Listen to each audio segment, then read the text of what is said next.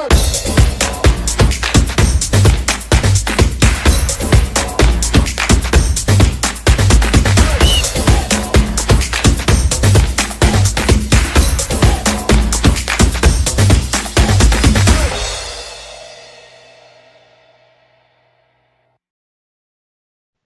in line with trying to put out as much content as possible during lockdown 2, I have decided today to answer my own Q&A questions just for a bit of fun. So yeah, I quite like the questions I was putting to Mark Curtin and Dickie Pelham and soon to be Rob Sambles. I thought I'd have a little play myself. So my first question is, what is the best bit of advice a pro sports photographer gave you while you were up and coming and learning the ropes? Best bit of advice a pro has given me at the start of my journey, which is where I currently am. I'm in my first season of shooting, and obviously at the minute shooting non-league. There's an enforced break again till December, but the biggest bits of advice, probably what kind of echoing kind of what Dickie and Mark Curtin were saying, in as much as like, you know, don't act a big time Charlie, be respectful, listen to what others tell you. And the only other bit of advice that rings true is Roy Simic, the Birmingham City official photographer. He told me quite simply, get loads of stuff, get as much as you can. Don't hold back, and then amongst it you should have some decent stuff, some good usable stuff. My second question, in football, what's your favourite shooting position? Is it on the goal line or is it on the sideline? Football wise, my favourite shooting position, this is a question I put to the pros because I'm still quite undecided on this. I've had spells where I've been behind the goal that Redditch are attacking towards, and I've had spells where I've sat kind of halfway between the penalty spot and the byline. Also, I had the defenders and the keeper moaning at me that there weren't any photos of them, so at one point I sat on the halfway line, just within the half that the lino wasn't working. So yeah, I'm still trying to work that out on the job as it was. My third question, what is your favourite ever sports photograph? What is my favourite ever sports photo? There could be a few. The one I've chosen is from 1966. And no, it's not the obvious one that Mark Curtin said in the previous video. It is the aerial shot of Muhammad Ali after knocking out Cleveland Williams from Neil Leifer. Absolutely stunning shot. I've got it printed big on my wall. I love it. I just absolutely love that aerial shot.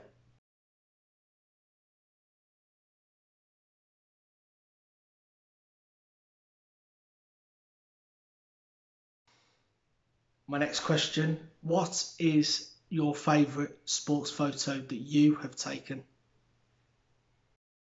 Favourite shot that I have took? It's hard picking just one, I guess. There could be loads. Probably the Moseley Cricket Club one, where you've got the batsman bowled, you've got the bails and the stumps pin sharp, and you've got the like screaming yes emotion of the wicketkeeper behind him. Probably that one, but it could have been one of half a dozen.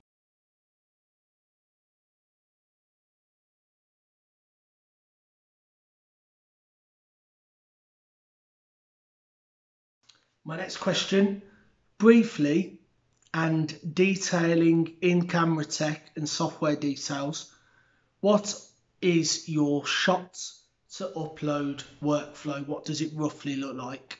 My workflow, so using a Nikon D7100, this is currently, I'll tell you what I'm aiming to do in a minute, I will lock images in my camera.